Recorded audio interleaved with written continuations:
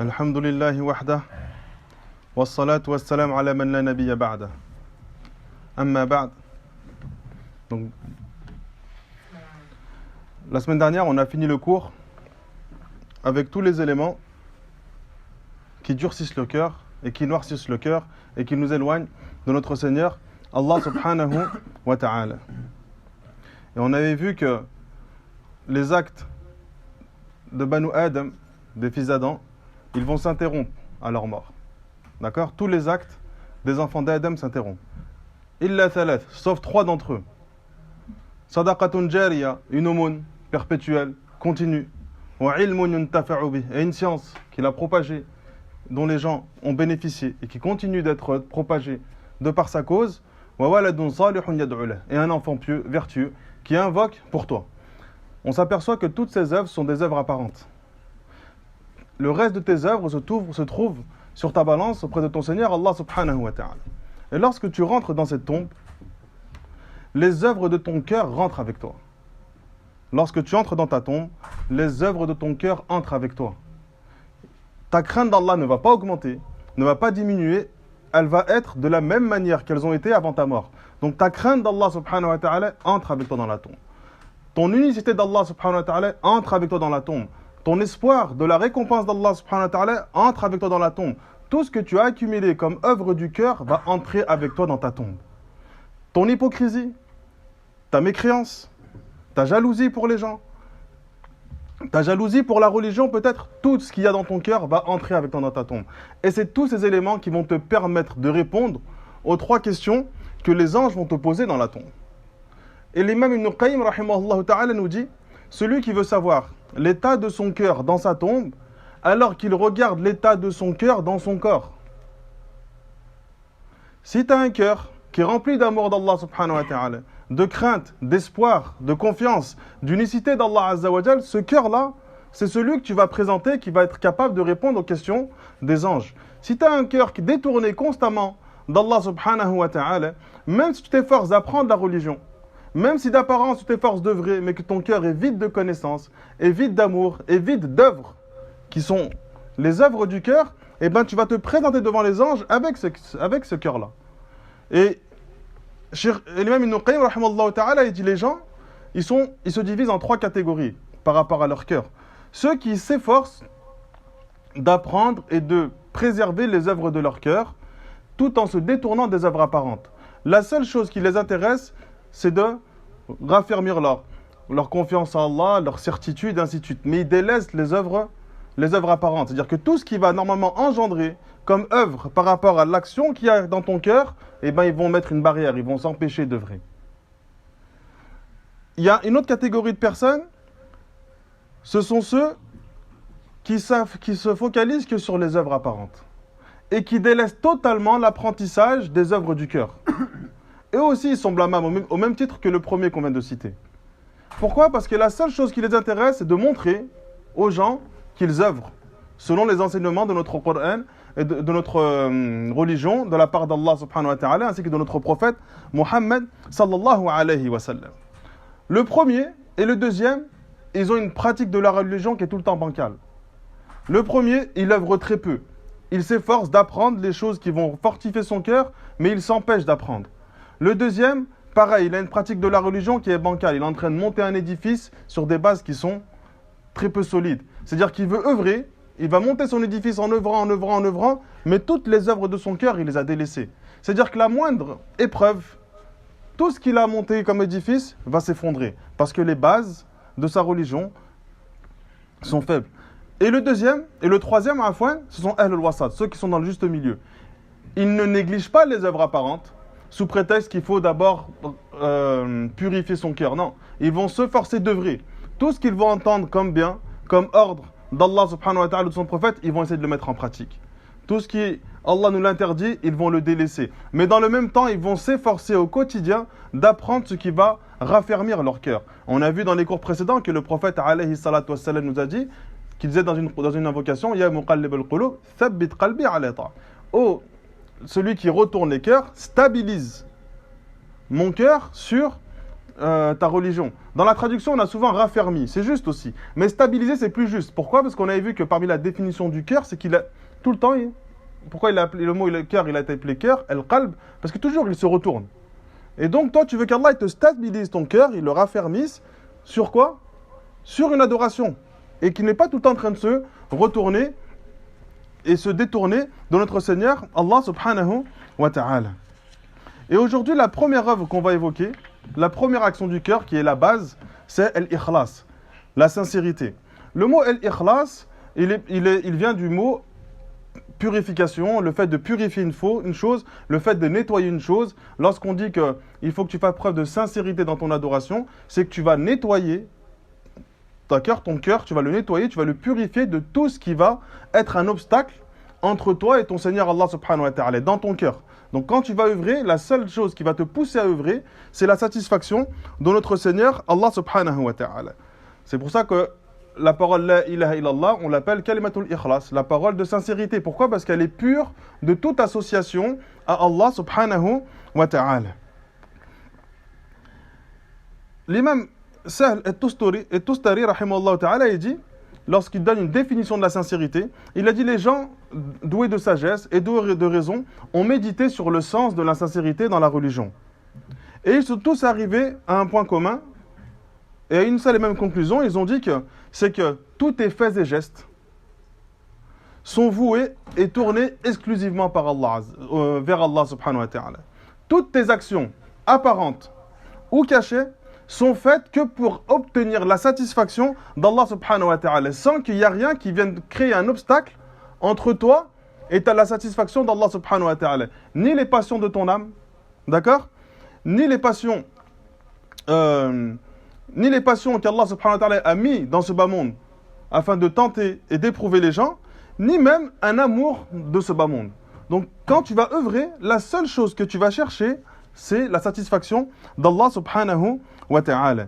L'imam Ibn Qayyim, rahimallahu ta'ala, il dit la sincérité, c'est le fait de purifier son œuvre de toute impureté. Tu purifies ton œuvre de toute impureté, de sorte à ce que cette œuvre-là ne soit pas mêlée à ce que ton âme désire. La seule chose que ton cœur veut, c'est la satisfaction d'Allah subhanahu wa ta'ala. Donc il dit, lorsque tu œuvres, tu ne cherches pas à t'embellir aux yeux des gens. Il dit, tu ne cherches pas à obtenir les éloges de ces personnes-là. Ou bien tu fais une œuvre pour t'éloigner du mal qu'ils vont dire de toi. Des fois, tu vas prendre des positions sur lesquelles tu n'es pas réellement convaincu, parce que si tu prends une position opposée, les gens ils vont s'attaquer à toi. Donc ton manque de sincérité, il t'empêche de faire preuve de sincérité et de véracité envers Allah subhanahu wa ta'ala. Lorsque tu œuvres, tu ne cherches pas à ce que les gens t'immensifient. Tu ne cherches pas à obtenir un bienfait financier, ni même à ce que, parce que tu vas œuvrer, alors les gens ils vont t'élever en degré, tu vas être élevé aux yeux des gens. Et ça, en réalité, à la base, c'est un bienfait. Lorsque tu œuvres, parmi les récompenses de cette œuvre-là, c'est qu'Allah t'élève aux yeux des gens. Mais toi, ce n'est pas ton but premier. Tu ne fais pas cela pour que les gens te fassent des éloges. Ou bien tu vas œuvrer parce qu'en œuvrant, tu vas obtenir certains bienfaits de ces personnes-là. À l'image des hypocrites, au temps du prophète sallallahu alayhi wa sallam, qui œuvraient pour obtenir quoi? Certains bienfaits de la part des musulmans. Donc leur seule intention lorsqu'ils œuvraient, c'est d'obtenir ce que les musulmans avaient entre leurs mains. Donc toi, quand tu œuvres, la seule chose que tu recherches, c'est la satisfaction d'Allah subhanahu wa ta'ala.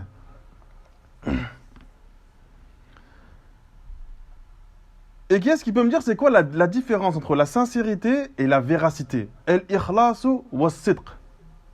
Pourquoi Abu Bakr, on l'a appelé Abu Bakr as-Siddiq, le véridique? Pourquoi on ne l'a pas appelé le sincère? On a vu que les œuvres du cœur, elles sont liées les unes avec les autres. Et que beaucoup d'œuvres du cœur ne peuvent se dissocier d'une autre. Qu'est-ce qui peut me dire c'est quoi le farq? Bain al-ikhlas wa sidq.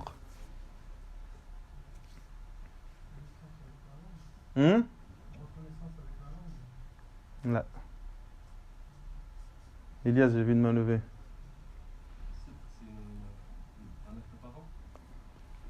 Non. Le sidq, c'est une œuvre du cœur. Cette véracité, c'est une action de ton cœur. Les gens de science, ils disent que, et parmi eux Ibn Qayyim, il dit as-sidq, c'est la base de ta sincérité. Ta sincérité, elle vient de cette véracité que tu as dans ton cœur. Et l'ikhlas, la sincérité, c'est l'acte que tu vas avoir pendant l'adoration. Donc celui qui est sadiq, qui est véridique, il est sincère même lorsqu'il n'œuvre pas. Il ressent dans son cœur ce lien qu'il veut avoir avec Allah subhanahu wa ta'ala. Et le mukhlis, celui qui est sincère, c'est lorsqu'il œuvre. Lorsqu'il œuvre, il fait en sorte que cette action-là soit faite exclusivement pour Allah azza wa jalla. Abu Bakr radiallahu anhu, il a été appelé ainsi parce qu'il avait en lui cette sincérité constante. Et ce sidq, c'est lui qui va t'amener à avoir une sincérité forte. Donc si toi tu t'efforces à être sincère, en délaissant ce sidq, ta sincérité, elle va toujours avoir des failles. Abu Bakr, il était ainsi parce que l'ensemble de ses œuvres, il les faisait exclusivement pour Allah. À aucun moment, il a fait une œuvre dans laquelle il avait joint, ne serait-ce qu'un bien de ce dunya, de ce bas monde. Toujours, il le faisait exclusivement pour Allah. De ce fait, il a été appelé As-Siddiq, parmi d'autres raisons également. Et donc, on va voir dans les prochains cours que l'ikhlas, en réalité, il est puisé du sidq. Donc, tu vas réussir à être sincère dans ton adoration lorsque tu vas mettre dans ton cœur une autre œuvre du cœur qui est sidq, cette véracité que tu as. Et la sincérité dans notre religion, elle prend une place importante. Lorsqu'on lit les textes du Coran et de la Sunna, on voit que cette œuvre du cœur, l'ikhlas, c'est la base. C'est la base de toutes les choses pour lesquelles tu œuvres, c'est la base. Dans tout ce que tu vas œuvrer, s'il n'y a pas cette sincérité, toutes tes œuvres sont vaines. Et on le voit qu'Allah subhanahu wa ta'ala, il nous dit dans le Coran, à de nombreuses reprises, que celui qui associe à Allah subhanahu wa ta'ala, même s'il adore Allah subhanahu wa ta'ala, il adore un autre qu'Allah, son adoration d'Allah, elle va être toujours bancale. Alors qu'à la base, il adore Allah azza wa jal. Au temps du prophète sallallahu alayhi wa sallam, il y avait des gens, et les mushrikoun, ils adoraient Allah, mais ils se donnaient le droit d'adorer autre qu'Allah. Mais même dans leur adoration d'Allah, cette adoration était bancale. Pourquoi ? Parce qu'ils n'ont pas adoré Allah sincèrement que pour obtenir sa satisfaction et sa grâce. C'est dans Allah. Cheikh l'Islam Ibn Taymiyyah, rahimallahu ta'ala, il nous dit Idil Islam huwa al-istislam. Donc l'islam, c'est la soumission à Allah subhanahu wa ta'ala et à aucun autre qu'Allah. Allah dit dans le Coran Daraballahu mathalan rajulan fihi shuraka mutashakisun wa rajulan salaman li rajulin hal yastawiyani mathalan. Allah dit, il a donné en parabole, en exemple, deux personnes. Un serviteur qui a plusieurs maîtres et un autre serviteur qui a un seul maître. Est-ce qu'ils sont égaux ? Et les mufassirun disent pourquoi Allah subhanahu wa ta'ala a donné cet exemple. Celui qui a plusieurs maîtres, il ne sait pas comment œuvrer. Un, il lui dit de faire ça, l'autre, il lui dit de faire ça, l'autre, il lui dit de faire ça, l'autre, il lui dit d'aller là-bas. Un, il lui dit le contraire de ce que le premier a dit. Donc, il ne sait plus quoi faire. À l'image de celui qui adore plusieurs divinités. Allah subhanahu wa ta'ala lui demande de faire ça, il va faire ça. Il va adorer tel être, il va lui demander de faire ça, et il va être bancal dans son... L'ensemble de ces adorations, Afwan, il va être bancal dessus. Pourquoi ? Parce qu'il ne sait plus où donner de la tête. Chacune des choses qu'il adore l'oriente et lui demande de faire tel ou tel acte ou tel acte. Ensuite, Allah il dit وَرَجُلًا سَلَمًا رَجُلٍ. Et un homme, un servant, qui a un seul maître. Lui, il sait exactement où il va. Lorsque son maître lui dit de faire ça, il le fait. Il n'est pas perturbé par un autre qui va venir lui donner d'autres ordres. Donc Allah subhanahu wa ta'ala, il nous donne cet exemple-là pour nous montrer que celui qui adore un seul être et qui se montre sincère dans son adoration, il va être paisible dans tout ce qu'il entreprend. Celui qui adore Allah subhanahu wa ta'ala et qu'à chaque fois il veut, dans son adoration d'Allah, obtenir d'autres bienfaits, toujours il va être perturbé. Bien qu'il y ait certaines choses qui sont autorisées, comme on va le voir par la suite. Il va tout le temps être perturbé. Pourquoi ? Parce qu'en réalité, son but premier, c'est pas que Allah subhanahu wa ta'ala, c'est d'autres choses. D'autres choses, des fois, qui sont haram, et d'autres choses qui, parfois, sont halal. Un autre point qui nous montre l'importance, c'est de faire preuve de sincérité dans notre religion. Donc, le premier point, c'est de ne pas être dispersé.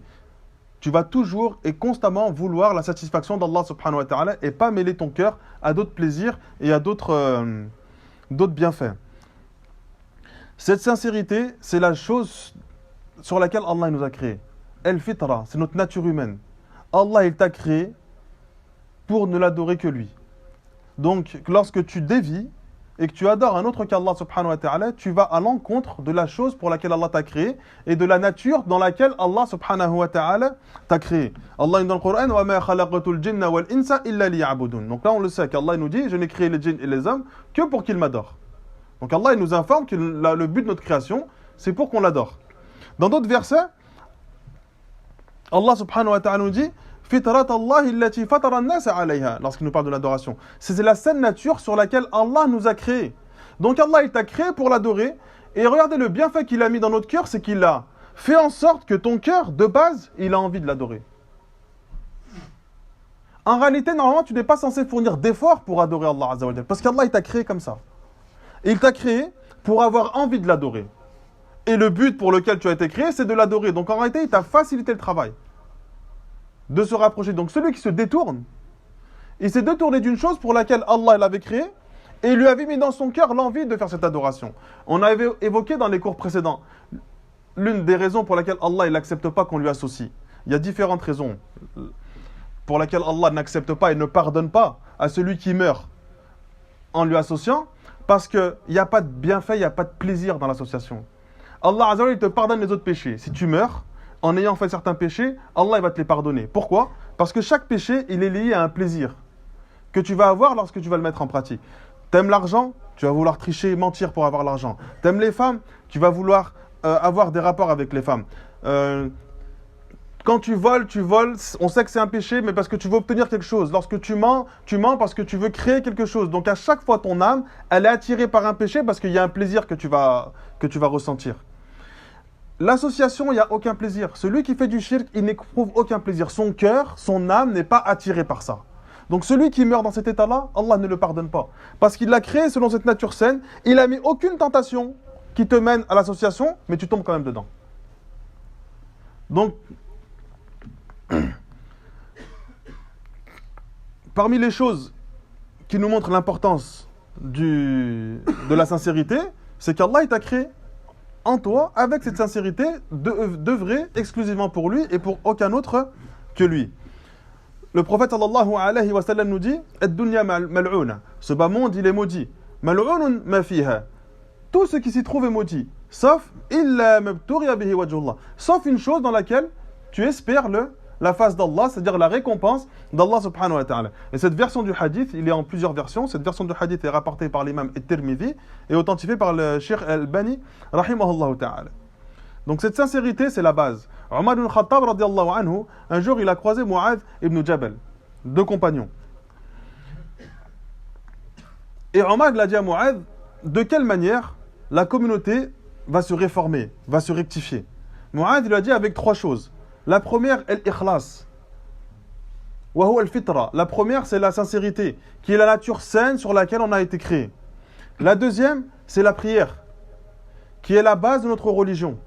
Celle qui va raffermir et celle qui va unir les musulmans les uns avec les autres. Et la troisième, c'est l'obéissance. Parce que l'obéissance, ça va être une barrière, un bouclier entre toi et le châtiment d'Allah subhanahu wa ta'ala. Donc la première chose qu'il a citée, c'est quoi? Œuvrer avec sincérité, parce que c'est la nature saine sur laquelle Allah Azza wa Jal nous a créés.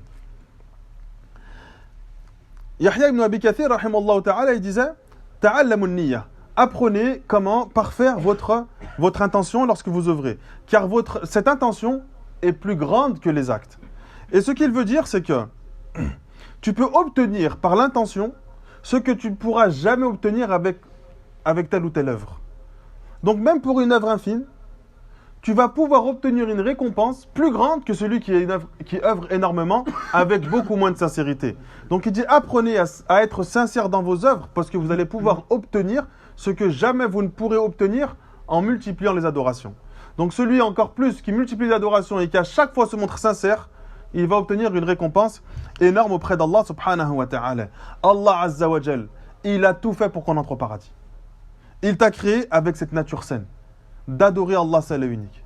Lorsque tu fais une bonne action, Allah subhanahu wa ta'ala, je l'ai déjà dit plusieurs fois, Allah Azza wa Jal la multiplie de 10 à 700 fois, voire plus. Donc lorsque tu fais la prière, ça n'existe pas une prière une fois dans ta balance, ça y a pas. Minimum 10. Lorsque tu pries, une seule prière, Allah il te la met dans ta balance minimum 10 fois. Il ne te la mettra pas 5, 1, 2. Parce que le hadith c'est de 10 à 700 fois. Donc le minimum qu'Allah multiplie ta prière ou n'importe quelle autre adoration, c'est 10. Donc tu pries une fois, Allah il te le met 10 fois. Pour que ta balance se rééquilibre, il faut que tu fasses 11 péchés. C'est-à-dire une prière, il faut que tu fasses combien de péchés pour que ça se rééquilibre? 11. Si Allah il te la multiplie 700 fois, il faut que tu fasses 701 péchés. Et il y en a, ils vont se retrouver l'Yawm al-Qiyamah avec plus de péchés que de bonnes actions. Sinon, on se retrouve dans cette situation, on va savoir qu'Allah il est juste avec nous, envers nous. Et que les gens, quand ils vont rentrer en enfer, la dernière phrase qu'ils vont dire, ou plutôt la phrase qu'ils vont dire lorsqu'ils vont entrer, Alhamdulillah. Wa qudiya bil haqq, le jugement a été juste. Wa qila alhamdulillahi rabbil alamin. Il sera dit par les gens de l'enfer et par les gens du paradis, louange à Allah, Seigneur de l'univers. Les gens du paradis, on comprend pourquoi ils disent ça. Parce qu'ils sont rentrés au paradis. Les gens de l'enfer, ils vont dire ça. Louange à Allah, Seigneur de l'univers, sur le jugement juste qu'il nous a donné.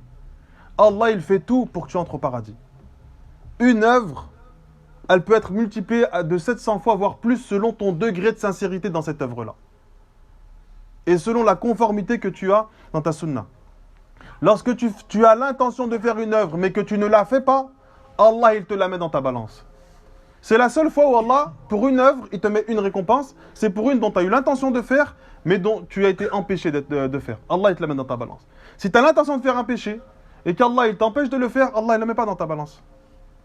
Donc, tous les moyens ont été mis à ta disposition pour que tu puisses atteindre la satisfaction d'Allah subhanahu wa ta'ala, la miséricorde d'Allah subhanahu wa ta'ala, pour pouvoir accéder au paradis.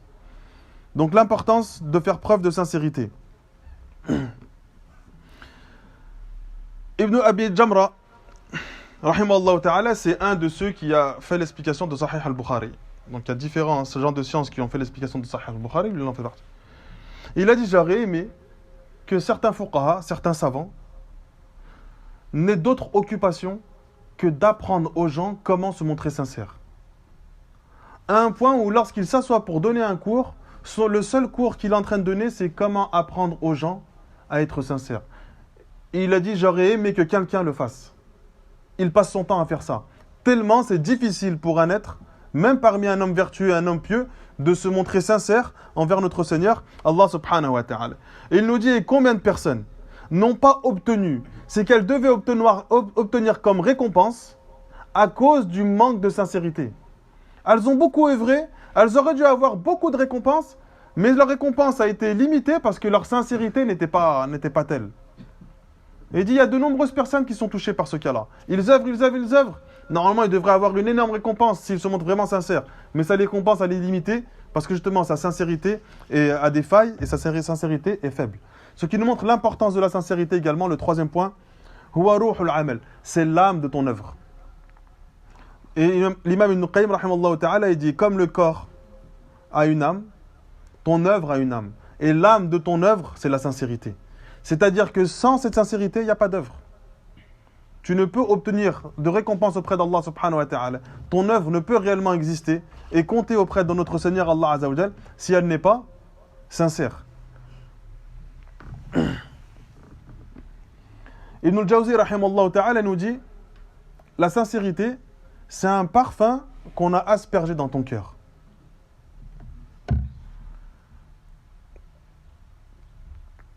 Et il dit, cette sincérité, elle est similaire à la station de Arafat le jour du Hajj. Tu peux faire tous les manasiks, tous les rituels du Hajj, de la meilleure des manières, exactement comme le prophète sallallahu alayhi wa sallam a fait. Si tu n'as pas été à la station de Arafat, ton Hajj, il ne compte pas. Et il a dit, l'œuvre, la sincérité dans une œuvre, elle a l'image de Arafat dans le Hajj. Tu peux faire autant d'œuvres que tu veux. Si tu n'as pas de sincérité, ton œuvre, elle ne compte pas. Et elle ne sert à rien. Et tu n'en seras pas récompensé auprès d'Allah subhanahu wa ta'ala. Même au contraire, tu peux en être châtié parce qu'en réalité, tu l'as fait pour tel ou tel désir et tel ou tel bienfait de ce bas monde. Allah subhanahu wa ta'ala dans le Coran, sur ceux qui œuvrent et qui font pas preuve de sincérité, وَقَدِمْنَا إِلَى مَا عَمِلُوا مِنْ عَمَلٍ فَجَعَلْنَاهُ هَبَاءً مَنْثُورًا.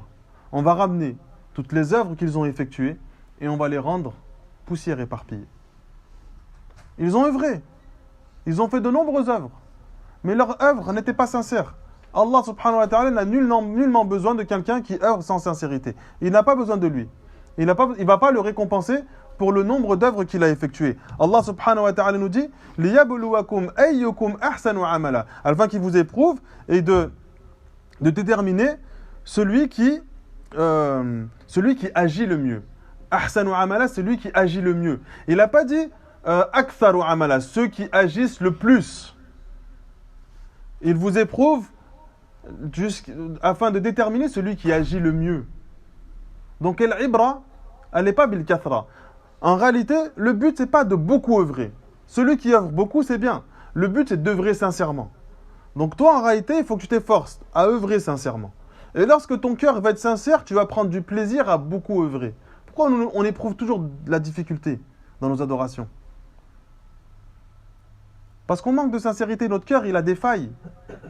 On œuvre, on fait la prière, les 5 prières, parce qu'Allah l'a rendu obligatoire et qu'on a pris conscience que c'est obligatoire. Si ce serait mustahab, est-ce que tu prierais ces 5 prières qui sont si importantes? On a dit la semaine dernière, comment tu le sais? Regarde les autres prières. Est-ce que tu pries le nawafil? Tu les pries pas, parce qu'elles ne sont pas obligatoires. Est-ce que tu jeûnes en dehors du jeûne du mois du Ramadan? Tu jeûnes pas, parce que ce n'est pas obligatoire. Donc si le jeûne du mois du Ramadan ne serait pas obligatoire, tu jeûnerais pas. Il ne faut pas se voiler la face. Si les 5 prières ne seraient pas obligatoires, tu ne prierais pas, parce que ton cœur ne prend pas de plaisir. Les œuvres de ton cœur, tu les as tellement délaissées que tu œuvres. C'est-à-dire que tu as pris conscience, alhamdoulilah, il y a de la sincérité dans ton cœur. Tu as pris conscience qu'Allah t'ordonne cette chose-là. Mais il n'y a pas beaucoup de plaisir. Donc en réalité, quand tu pries, tu es soulagé d'avoir prié. Dès que tu arrives à l'autre prière, tu sens une lourdeur sur tes épaules. Dès que tu pries, tu redeviens soulagé. Alors que les sahaba, c'était l'inverse. Plus éloigné de la prière, plus c'était lourd. Nous, plus on s'approche de la prière, plus il faut faire salat. C'est difficile.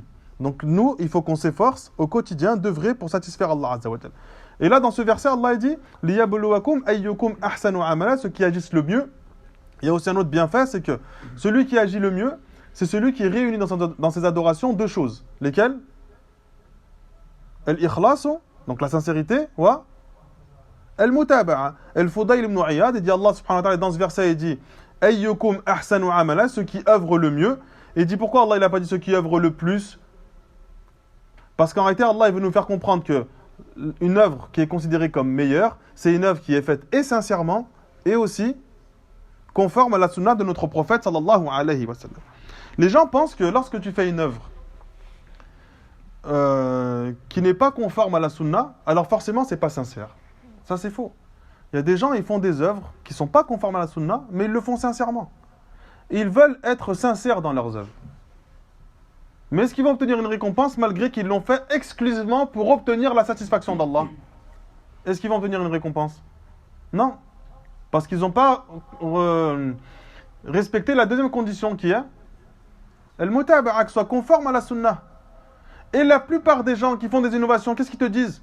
Mais c'est une œuvre pieuse. Pourquoi tu m'empêches de faire ça? Tout le monde. L'anniversaire du prophète, ils le fêtent. Quand tu leur dis, le prophète ne l'a pas fait, oui, mais pourquoi vous nous empêchez de faire quelque chose de bien? Eh bien, dans ce cas-là, prie le dhuhr, 6 raka. Pourquoi tu t'arrêtes à 4? Prie 6. Et quand les gens vont te dire, pourquoi tu pries 6, le dhuhr, c'est 4, tu vas dire, pourquoi tu m'empêches de faire plus? Dans toutes les adorations, c'est comme ça. Les musulmans, ils sont unanimes. Il n'y a pas de divergence sur le dhuhr, il est de 4 raka. Si quelqu'un vient prier une 5e, qu'est-ce qu'on va lui dire?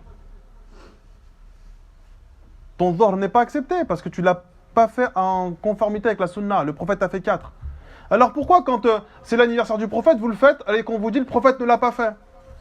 Et toi tu dis oui, mais c'est bien. Tu m'empêches de bien aimer le prophète.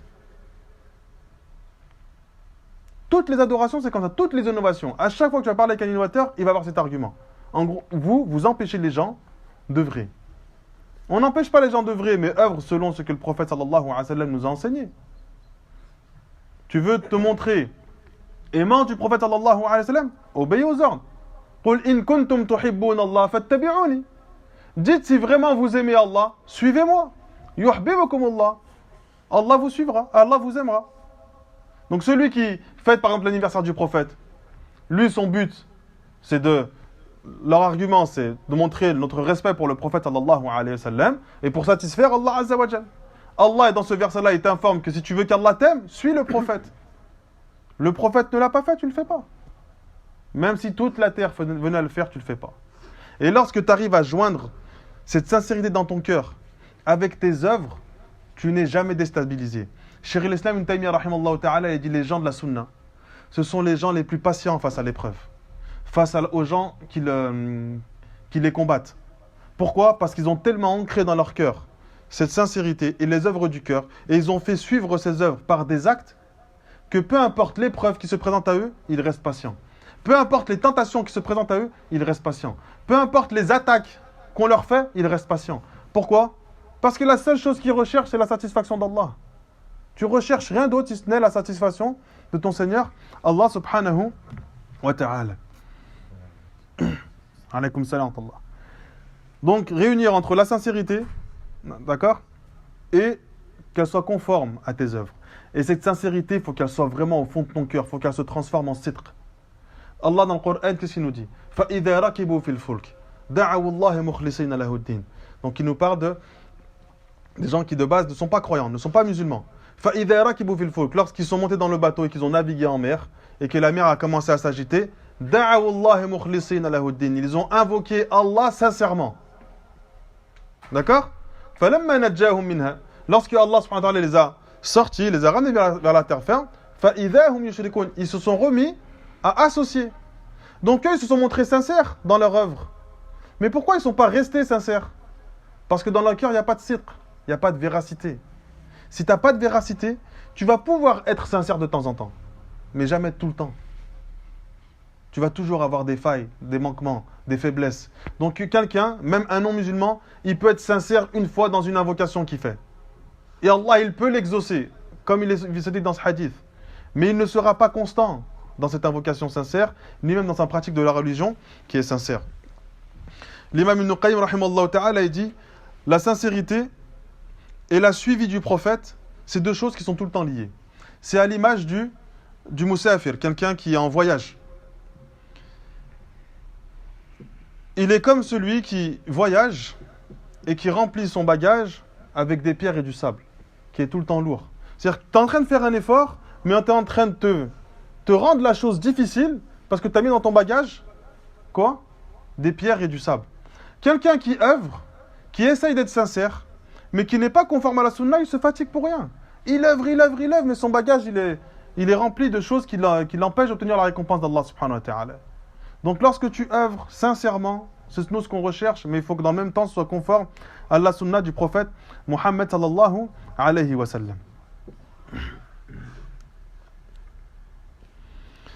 Al-Ahnaf ibn Qays, lorsqu'il parle de cette sincérité, il dit c'est comme celui qui parle beaucoup et qui œuvre peu. C'est pas bénéfique. Il parle, mais il n'y a rien qui se passe. Il n'œuvre pas. Ou bien quelqu'un qui a la vue, mais qui est incapable de commenter ce qu'il voit. Il est tout le temps diminué. Ça ne lui sert à pas grand-chose. Il a dit c'est comme quelqu'un qui a beaucoup d'argent, mais qui ne se montre pas généreux. Son argent, il ne lui est pas bénéfique. Ou bien un ami, ou bien une personne qui a beaucoup d'amis, mais aucun d'entre eux qui est fidèle. Et qui est fiable, et qui est de confiance. Il dit c'est comme une personne qui a beaucoup de science, mais très peu de crainte d'Allah Azza wa Jal. Tout cela ne t'est pas bénéfique. Tu as obtenu quelque chose d'aimer des gens, mais elles ne te sont pas bénéfiques auprès d'Allah subhanahu wa ta'ala. Et il a dit, c'est comme quelqu'un qui a la vie, mais qui n'est pas en sécurité et qui est tout le temps touché par la maladie. Il ne profite pas. Et bien quelqu'un qui fait une œuvre pieuse, avec sincérité, et qui n'est pas conforme à la sunna, il n'en profite pas. Tu peux avoir autant d'œuvres pieuses que tu veux, si ce n'est pas conforme avec la sunna de notre prophète sallallahu alayhi wa sallam. Alors à ce moment-là, ton œuvre sera caduque. Ibn Qayyim rahimallahu ta'ala, il disait que certains salafs ont dit il n'y a pas une œuvre, aussi petite soit-elle, sur lesquelles tu vas être questionné auprès d'Allah subhanahu wa ta'ala lorsque tu vas te retrouver auprès de lui. Lima wa kayf. Lima fa'alt wa kayfa fa'alt. Pourquoi tu as fait cette œuvre et comment est-ce que tu l'as mise en pratique? Pourquoi tu l'as faite? Pour la satisfaction d'Allah subhanahu wa ta'ala? Pour que les gens disent de toi du bien? Pour t'éloigner d'un mal? Ou pour toute autre raison? Tu vas être questionné pourquoi tu as fait cette œuvre-là. Et la seule réponse qui est valable, c'est que tu l'as faite exclusivement pour Allah subhanahu wa ta'ala. Et la deuxième question qui va suivre celle-ci, qui est liée, wa kayf. Comment tu l'as faite? Est-ce que tu l'as faite comme tu veux? C'est toi qui décides de comment prier? C'est toi qui décides de comment jeûner? C'est toi qui décides de comment te rapprocher d'Allah subhanahu wa ta'ala? alors qu'Allah il t'a envoyé un messager justement pour cela. Donc, tu fais une œuvre, pourquoi tu l'as faite? Pour Allah. Comment tu l'as fait? Exactement comme le prophète sallallahu alayhi wa sallam l'a fait. Nous, on se rapproche d'Allah, des fois en délaissant des choses que les gens font. On le délaisse, on fournit aucun effort, et en délaissant, on est en train de se rapprocher d'Allah. Parce qu'Allah subhanahu wa ta'ala n'accepte pas que tu œuvres comme toutes ces personnes-là, sans que cette œuvre soit conforme à la sunna de notre prophète Muhammad sallallahu alayhi wa sallam. L'ikhlas, il a été cité à de nombreuses reprises dans le Coran. Cette sincérité, elle est régulièrement citée dans la parole de notre Seigneur Allah subhanahu wa ta'ala, également dans les hadiths de notre prophète Muhammad sallallahu alayhi wa sallam. À certains moments, Allah nous l'ordonne. Lorsqu'il nous dit فَدُعُوهُ مُخْلِصِينَ لَهُ الدِّينَ, donc invoquez-le en lui vouant un culte exclusif. Donc Allah, il t'ordonne cette chose-là. Donc on sait que quand Allah il ordonne une chose dans le Coran, d'accord, ça indique plusieurs choses. Quand Allah t'ordonne une chose dans le Coran, cette chose-là devient obligatoire. Et lorsqu'Allah ordonne une chose, c'est que c'est une chose qui est aimée d'Allah. Donc c'est des règles. Donc quand Allah il ordonne quelque chose, quand le prophète il ordonne quelque chose, on comprend automatiquement que cet acte-là, qui nous a été ordonné, c'est obligatoire. Sauf s'il y a un hadith qui vient nous informer que cet acte-là, il n'est pas obligatoire, mais il est méritoire. Il est préférable de le faire. Tant qu'on n'a pas de hadith qui vient nous expliquer ou nous éclaircir cela, on reste sur la règle de base, tout ce qu'Allah ordonne, c'est obligatoire. Même si ton âme ne le désire pas. Ou des fois, Allah subhanahu wa ta'ala, il t'informe. Il ne te l'ordonne pas, il t'informe qu'il nous a créés pour qu'on lui voie un culte exclusif. وَمَا أُمِرُوا إِلَّا لِيَعْبُدُوا اللَّهِ. Il ne leur a été ordonné que d'adorer Allah. مُخْلِصِينَ لَهُ الدِّينَ. En lui voant un culte exclusif. Donc Allah, dans ce verset-là, il t'informe qu'en réalité, la seule chose sur laquelle il t'a été ordonné, c'est d'adorer Allah. C'est le unique sans associé. À d'autres moments, lorsqu'Allah parle de l'insincérité, il t'informe que ceux qui vont entrer au paradis ne pourront accéder au paradis que si ils font preuve de sincérité. Illa ibadallahi al-mukhlasin. Sauf les serviteurs d'Allah, al-mukhlasin, qui sont élus. Dans une autre lecture, al-mukhlisin, sincère. Que ce soit élu ou sincère, c'est pareil. Allah, il ne choisit pas quelqu'un s'il n'a pas dans son cœur cette sincérité. Donc dans une certaine lecture, on a mukhlasin, élu par Allah Azza wa Jal, c'est choisi d'Allah Azza wa Jal. Ils vont rentrer au paradis parce qu'Allah les a choisis. Mais il les a choisis parce qu'ils ont montré de la sincérité. Et dans une autre lecture du Coran, on a al-mukhlisin. Allah ensuite dit dans le Coran, Ulaika lahum rizqun ma'lum. Ceux-là sont ceux qui auront une récompense connue. Fawakih wa hum mukramun. Ils auront des fruits et ils seront honorés. Fi jannatin na'im, dans un paradis de délices. Dans d'autres versets, Allah subhanahu wa ta'ala il nous informe que tu ne peux être sauvé du diable et de ses tentations que si tu te montres sincère. Shaitan, lorsqu'il s'est adressé à Allah subhanahu wa ta'ala, après qu'il ait refusé de saluer Adam et de se prosterner devant Adam, alayhi salam, Allah subhanahu wa ta'ala l'a chassé du paradis et Shaitan, qu'est-ce qu'il a dit? Qala fa bi'izzatika, par ta puissance, la ughwiyannahum ajma'in, je vais tous les égarer. C'est Shaitan lui-même qui répond. Illa ibadaka, sauf tes serviteurs. Il s'adresse à Allah subhanahu wa ta'ala, minhum al-mukhlasin, qui seront élus, qui seront sincères. Donc Shaitan, il sait lui-même que ceux qui sont sincères, il ne pourra pas les égarer.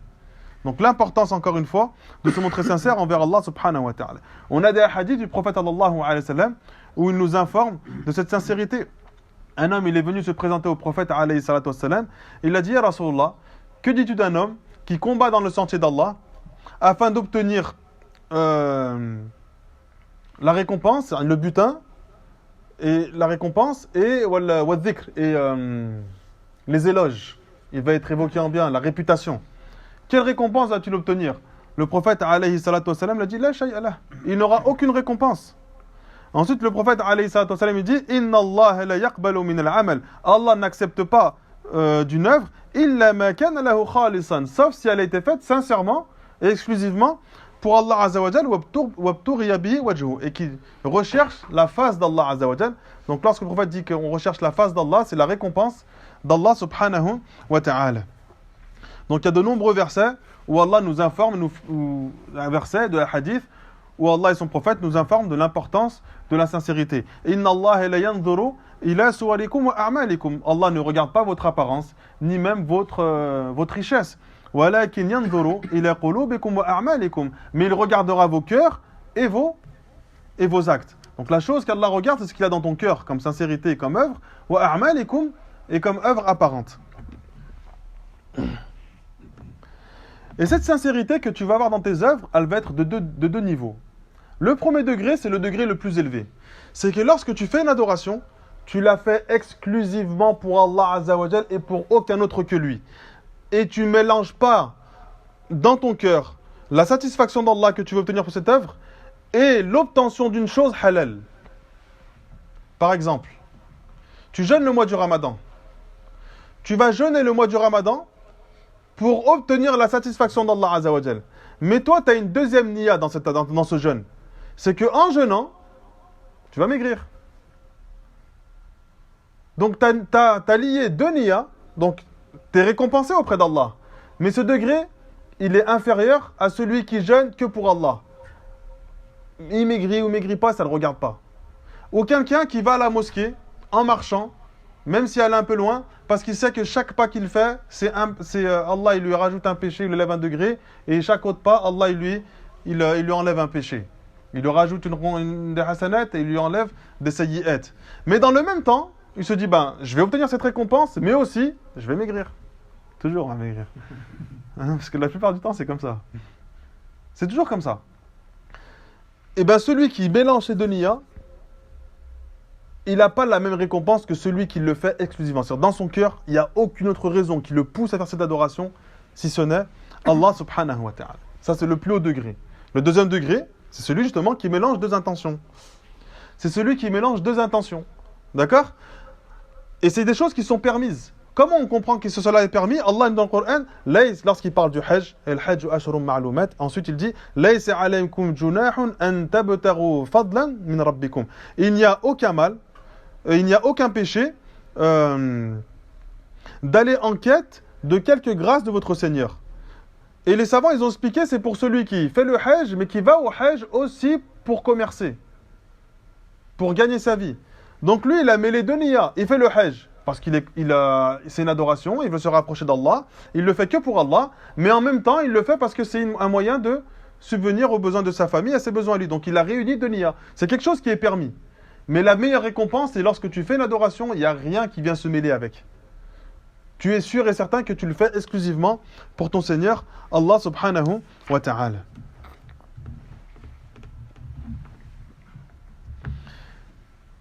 Et cette sincérité, qui est tant convoitée par les croyants, elle est difficile à obtenir. Toute ta vie, tu vas être entre... Tu fais les choses pour Allah, tu fais les choses pour un autre qu'Allah, tu fais les choses et pour Allah, et des fois pour un autre qu'Allah, et les gens, au quotidien, ils agissent de la sorte. Et même les gens pieux, et les gens vertueux, ils étaient comme ça. Faut pas penser qu'un salaf, il ne travaillait pas son intention. Qui est-ce qui connaît Uwais al-Qarani. Uwais al-Qarani. Il a vécu à l'époque du prophète sallallahu alayhi wa sallam. Il n'est pas considéré comme un compagnon, d'accord, mais il a vécu à l'époque du prophète sallallahu alayhi wa sallam. Le prophète, il vivait dans la région du Yémen. Le prophète alayhi salatu wa sallam, il a informé les compagnons, parmi eux Omar ibn Khattab radiyallahu anhu, qu'il y avait un homme qui se trouvait à la région du Yémen, et il a dit si vous le rencontrez, demandez-lui qu'il invoque Allah pour vous. C'était pas un compagnon. Et ensuite le prophète il l'a décrit. Il a dit c'est quelqu'un qui a été touché par la lèpre et qui a guéri de la lèpre sauf un petit endroit de son corps qui est la taille d'un dirham. Et lorsque vous allez le rencontrer, sa mère est encore vivante et il excelle dans son comportement avec sa mère. Donc il a donné certains descriptifs pour que il n'y a pas quelqu'un qui va se faire passer pour lui. Et Omar ibn Khattab radiyallahu anhu, à chaque fois, donc après la mort du prophète alayhi salatu wassalam, à chaque fois qu'un groupe de Yéménites venait auprès de Omar ibn Khattab, radiallahu anhu, il leur disait, est-ce que Uwais est parmi vous? Et à chaque fois, il faisait cela. Et un jour, il était parmi eux. Et lorsqu'il est venu, Omar lui a dit, est-ce que c'est toi, Uwais al-Qarani? Il a dit, naam. Il lui a dit, est-ce que tu as été touché par la lèpre et qu'il y a une partie de ton corps, tout ton corps a guéri, sauf une petite partie de la taille d'un dirham? Il a dit, naam. Il a voulu qu'il lui montre. Il a dit, est-ce que ta mère est vivante? Il lui a dit, oui. Il a dit, c'est toi. Il a dit, invoque Allah pour moi. Uwais, il a répondu, comment j'invoque Allah pour toi alors que tu es un des compagnons du prophète sallallahu alayhi wa sallam? Ensuite, il lui a conté l'histoire, le hadith de notre prophète Mohammed sallallahu alayhi wa sallam. Ensuite, Omar lui a dit, est-ce que tu veux? Regarde, écoutez cet homme-là. Il a dit, est-ce que tu veux que j'informe les gens de ce que le prophète a dit sur toi? Il a dit, non. Je veux rester un inconnu parmi les gens de mon peuple. Ensuite, il est reparti. Et Uwais, il était connu pour avoir du zuhd. Donc le zuhd, c'est quoi le zuhd? Le zuhd, dans son tarif, c'est tark ma la yanfa' fil akhirah. Tu délaisses une chose qui n'était pas bénéfique dans l'au-delà. C'est ça le zuhd. D'accord? C'est que ton cœur n'est pas attaché à cela. Et le zuhd, c'est pas volontairement tu te prives de tout. C'est que ton cœur n'est pas attaché. Si tu te prives de tout ce qu'il y a dans ce bas monde, mais ton cœur le désire plus que tout, c'est pas du zuhd. Tu te prives de choses qu'Allah t'a permis parce que pour te montrer zahid, que je suis quelqu'un, je suis un asset, mais ton cœur, il le veut plus que tout. Et lorsque tu es privé de cette chose-là, tu es perturbé. Ton cœur, il le désire et tu n'es pas bien parce que tu ne l'as pas. Ça, c'est pas du zuhd. Le zuhd, c'est que tu délaisses la chose, mais tu ne la désires pas. Et si tu la possèdes, tu n'es pas attaché à elle. Le jour où on t'en laisse, ça ne te dérange pas. On voit parmi les gens de science et parmi même les sahaba qui sont venus après le prophète sallallahu alayhi wa sallam, les tabi'im et les gens de science de notre époque, il y en a, ils ont des richesses. Et les gens disent, ouais, mais regarde, c'est pas un zahid. Il n'a pas délaissé tout ça. Mais lui, son cœur, il n'est pas attaché. Tu lui enlèves ou tu lui mets, c'est pareil. Toi, tu ne l'as pas, mais tu le veux plus que tout. Donc lui qui possède tout ça, c'est plus un zahid que toi qui possède rien. Pourquoi? Parce que le zuhd, il est où? Dans ton cœur. C'est dans ton cœur. Un savant, par la grâce d'Allah, il peut avoir une belle maison, une belle voiture. Si tu enlèves, c'est pareil. Toi, tu ne possèdes pas de belle maison, pas de belle voiture, mais tu la veux plus que tout. Est-ce que tu es un zahid? Tu n'es pas un véritable zahid, parce que ton cœur, il le désire. Et le fait de ne pas l'avoir, en plus de cela, ça te dérange, ça te perturbe. Lui, Uwais al-Qarani, il était connu pour être un zahid. Lorsque Omar, il questionnait les gens, est-ce que Uwais est parmi vous? Et certains d'entre eux me disent, mais pourquoi il questionne après un fou? Il est tout le temps dans son coin, tout le temps séparé des gens, tout le temps dans l'adoration. Il ne le considérait pas comme quelqu'un de raisonné. Et il a dit, il est tout le temps mal habillé ou pas habillé. Il était tellement généreux qu'il donnait ses propres habits. Et à chaque soir, il disait, oh Allah, témoigne que si quelqu'un, aujourd'hui, ne possède aucun habit, ce n'est pas de ma faute. Et si quelqu'un ne mange pas aujourd'hui, ce n'est pas de ma faute. En gros, il a fait tout ce qu'il pouvait pour nourrir les gens, même ceux qui ne le possédaient pas. Un jour, il assistait à une assise de science. Après l'assise de science, les gens s'en sont allés. Et lui, il est resté à discuter avec d'autres personnes. Et le cheikh, il l'a entendu. Il a dit, j'ai tellement été touché par les paroles qu'il disait que je l'ai aimé. Et il a dit après, pendant plusieurs jours, cette personne-là, pendant plusieurs jours, je ne l'ai pas vue à mon cours. J'ai dit aux gens, est-ce que vous connaissez cette personne-là? Ils ont dit, naam, c'est Uwais. Est-ce que vous savez où il habite? Naam. Ils sont partis voir où il habite, dans une maison délabrée. Lorsqu'ils sont partis le voir chez lui, le cheikh lui a dit, pourquoi tu viens plus? Il a dit, je viens plus à cause de la nudité. J'ai plus d'habits. Je possédais un habit que quelqu'un voulait, je lui ai donné. Et du coup, je peux plus aller à la mosquée. C'était Uwais al-Qarani. Celui que le prophète a dit, lorsque vous allez le rencontrer, demandez-lui qu'il fasse dua pour vous. Ensuite, il est retourné au Yémen. Pas très connu des gens. Certains, ils l'aimaient, d'autres, ils ne le calculaient pas. C'est-à-dire que c'est quelqu'un de très solitaire. Un jour, un homme, il est parti faire le Hajj, il a rencontré Omar. Omar lui a dit que parmi vous, il y a un homme, c'est Uwais al-Qarani. Lorsque tu vas le voir, demande-lui de faire dua pour toi. Et cet homme-là, il a fait le Hajj. Il est retourné, il est parti le voir. Il a dit, fais dua pour moi. Il a dit, c'est toi qui reviens du Hajj, d'une des plus belles adorations, et c'est moi qui dois faire dua pour toi. Il a dit, oui, fais dua pour moi. Il lui a répété ça à 3 reprises. À la 4e reprise, Uwais, il a dit, est-ce que tu as rencontré Omar ibn Khattab? Il a dit, naam. Et il a dit, parce que Omar t'a demandé, alors je vais faire dua pour toi. Mais il a mal pris. Il n'a pas aimé que Omar dise ça. Après cela, on ne l'a plus jamais revu. Plus personne ne l'a revu. Lorsqu'il sortait masqué. Il sortait à des moments où les gens ne pouvaient pas le voir. Et certains ont dit, il a quitté l'endroit, on ne sait plus où il est. Jusqu'à ce qu'on ne peut même pas savoir quand est-ce qu'il est né et quand est-ce qu'il est mort. Il a disparu. Parce que ça l'a perturbé que Omar commence à dire aux gens que lui, le prophète a dit sur lui. A dit qu'il fallait lui demander des invocations. Et tout le monde commençait à venir le voir. Ça l'a dérangé. Et celui-là, là, Owais, qui n'est pas un compagnon dont le prophète sallallahu alayhi wa sallam a dit cela, il a donné une recommandation aux gens, il a dit, lorsque tu te lèves pour œuvrer, demande à Allah qu'il rectifie, qu'il réforme ton cœur et ton intention. Parce qu'il n'y a pas une chose plus dure à soigner que ton intention et ton cœur dans ta poitrine. Cet homme-là, là, qui aurait pu avoir tout l'orgueil qu'on peut avoir lorsque le prophète disait sur toi, il conseillait aux gens cela. Il avait peur pour lui le manque de sincérité. Et nous, on peut être touché par des œuvres pieuses qu'on a fait et avoir en nous ce ghurur, cette séduction. On est séduit par nous-mêmes, on est heureux de nous-mêmes. Et à la fin, on va se détourner d'Allah subhanahu wa ta'ala et on va oublier de demander à Allah que lorsqu'on œuvre, qu'il fasse en sorte que notre cœur soit stabilisé dans l'adoration, que notre cœur soit stabilisé, soit sincère, que notre cœur se raffermisse et que notre intention soit exclusivement pour qui? Pour notre Seigneur, Allah subhanahu wa ta'ala. Yusuf ibn Asbat, rahimallahu ta'ala, il dit, le fait de purifier son intention et de la rendre sincère exclusivement pour Allah subhanahu wa ta'ala, c'est encore plus dur que d'œuvrer en conséquence et en abondance, afwan.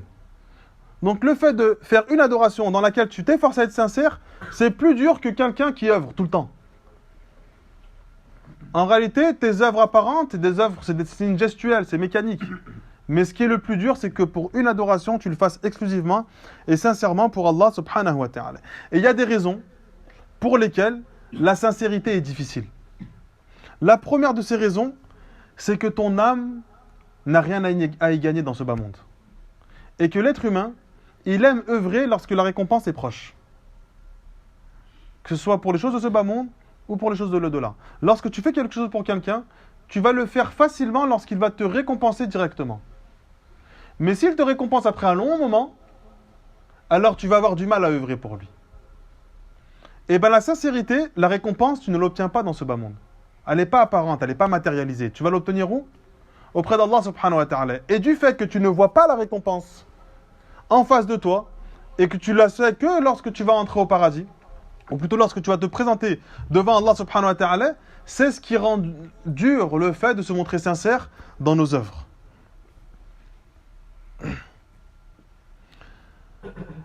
La deuxième chose qui montre la difficulté, qui est la raison pour laquelle la sincérité est difficile pour le serviteur, c'est que le cœur, il ne cesse constamment d'avoir des émotions et de vouloir des choses.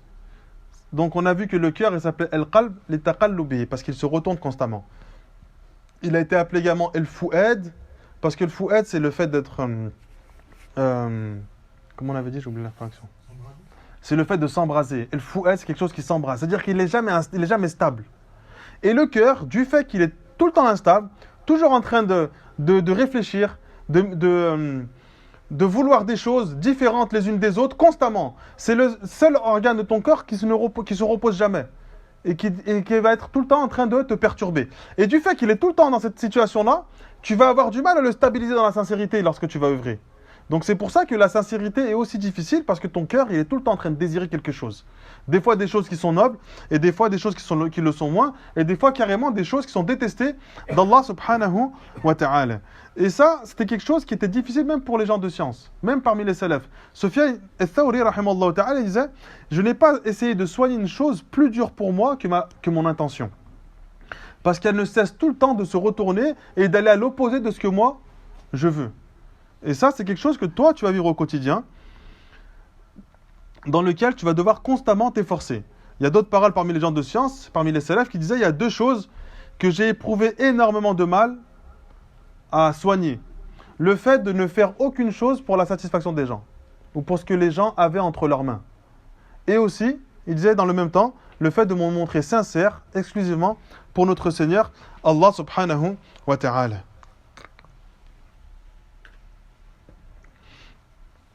Yusuf ibn al-Hussein, rahimahullah ta'ala, il dit la chose la plus noble que tu peux obtenir dans ce bas monde, c'est la sincérité. Et il a dit combien de personnes se sont efforcées à œuvrer longuement et qui n'ont reçu aucune récompense à leur adoration parce qu'ils se sont montrés, ils ont fait preuve d'ostentation. Et il a dit j'ai eu l'impression qu'à chaque fois que je m'efforçais à chasser l'ostentation de mon cœur, elle apparaissait avec une autre forme. Et après, les savants, ils ont expliqué cette parole-là. Il a dit à chaque fois que tu vas vouloir chasser l'ostentation de ton cœur, cette ostentation, elle va apparaître sous une autre forme. Ils disent par exemple, tu parles avec un frère, tu lui dis, cette nuit, j'ai fait telle ou telle chose. Et ensuite, tu vas te dire, il va penser qu'en vrai, je me suis levé la nuit pour prier. Alors tu vas lui dire, j'ai fait telle ou telle chose, mais j'ai pas prié. Hein. Ne pense pas de moi quelque chose que je n'ai pas fait. Donc là, tu as enterré l'ostentation. Et il a dit, mais dans le même temps, l'ostentation, elle va apparaître d'une autre forme. Tu vas dire, ah, il va penser que moi, je suis modeste. C'est pour ça qu'il dit cela. À chaque fois que je l'enterre, elle repousse. Avec une autre couleur. Et l'ostentation, c'est un combat que tu vas devoir avoir au quotidien. Des gens, ils vont te faire des éloges. Tu vas commencer à mépriser ta personne. À vouloir leur dire, non, mais ce que vous dites sur moi, c'est faux. Parce que je sais que je suis comme ça, comme ça, comme ça. Tu vas enterrer cette ostentation. Mais dans le même temps, tu vas faire pousser une autre qui est quoi? Mashallah, il est modeste. Il n'a pas de kibr, il n'a pas d'orgueil. Et à chaque fois, c'est comme ça. À chaque fois que tu essaies de couvrir, d'empêcher l'ostentation d'apparaître, elle va apparaître d'une autre manière. C'est pour ça que c'est extrêmement dur pour le serviteur d'œuvrer sincèrement dans ses œuvres.